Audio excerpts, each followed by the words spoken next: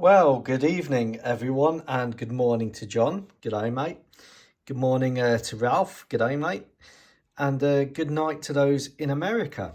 Well, what do we have here? We have here the F-107C, the Malagasy What If State's latest jet aircraft, which is going to be replacing the Su-30 fleet and the Gripens. I don't think it will replace the F-16s, which I forgot to add on the list, but it will possibly replace the J-10s at some point as the Malagasys merge with a rationalised fleet with the KF-21s. Now, the F-107C is, of course, a conversion of the Trumpeter F-107A model, which was a prototype for the US Air Force. And this aircraft is actually quite large. It was, of course, very well regarded in testing, but lost out to the F-105. Interesting because the Americans tended to keep lots of factories and suppliers open then. And even though there were proposals for this to be built by Republic, of course, got the contract. Now, this aircraft is a combination of strike and a fighter. I would say it's more of a striker, and it will be definitely replacing the Mirage 2000 fleet. Initially, that will be its initial replacement. 72 new built aircraft are planned to be built from the Malagasy What If plans. There has been a few changes to the original design. So first of all, the intakes have been replaced by a different style of intake. If I can get the camera to focus. Come on, Apple. This camera's got 3 lenses and it still can't focus. But there we go. So what I've done is I've trimmed this down and reconfigured that with a sort of more modern style intake with the diverterless kind of system in there. Now, really, it does still have a diverter at the bottom, but the canopy itself and the design acts like a diverterless system.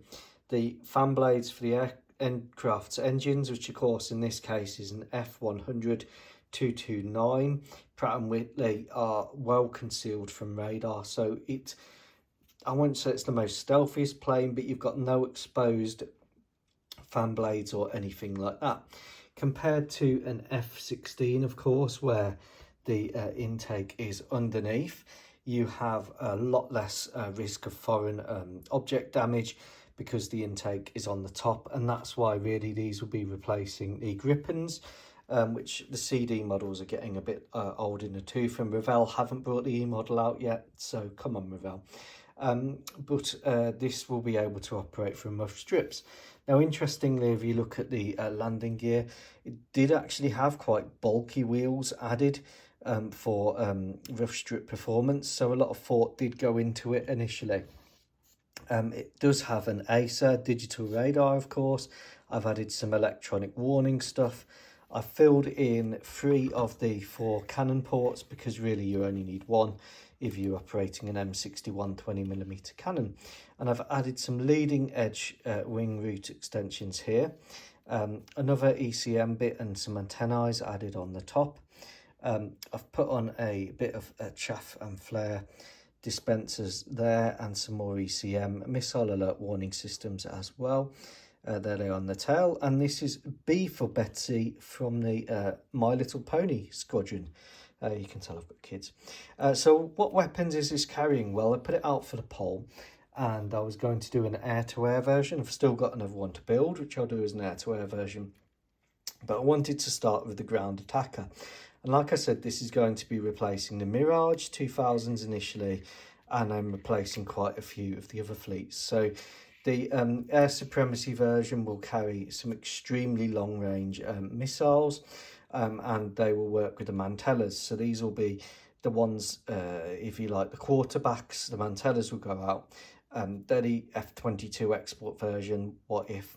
And they will find the targets in their stealth manner, and then these will launch a barrage of beyond visual range missiles. So that's how the air-to-air stuff works. It is quite a respectable fighter with the 29,000 pounds of thrust. The Uber Sabre, as I've called it, is well regarded for being quite an agile aircraft. But of course, nothing will really compete with, 9G aircraft. So to make this a 9G aircraft, I've reclined the pilot's seat a bit, added these leading edge route extensions, but really the Malagasys don't fight like close in dogfights. The idea of this aircraft being a Mach 2 aircraft is it can disengage at will, good sustained turn rate, and relies on energy retention to win its dogfights. Energy retention is where it's at. Now, underneath, of course, you've got the nice conformal fuel tank. You've got two 2,000-pound glide bombs there. They're JDAMs with electro-optical sensors, person-in-the-loop targeting. Two Mavericks, one on each wing in the centre of the wings. Two Iris-T short air-to-air missiles, and two AIM-120C AMRAAM missiles there on the wingtips. So quite a load. It's really at the standard of what an F-16 can carry, if not beyond it, because it's got that slightly bigger wing. The F-16, of course, is a lot smaller, and this is a nice comparison photo of the Ghost scheme, which I'm rolling out for all of my new aircraft. So this is a Ghost Viper, and this is a Ghost Uber Sabre. Now, the Uber Sabre is introducing a lot of new technology. We've got hands-on throttle and stick, so there's actually no centre joystick there. Just a big MFD display. It's really hard to get it on the camera, but that's what the pilot looks through in his helmet-mounted sight. What else does this aircraft have? Well, of course, it connects with the Malagasy What If Armed Forces Uber Strike app. So you can order your Uber Strike app on the app, and you can choose your aircraft, choose your weapon load, choose where you want it delivered, and the weapon system will do the rest. So there we go, the Uber Sabre, B for Betzee of the My Little Ponies. Take care, goodbye.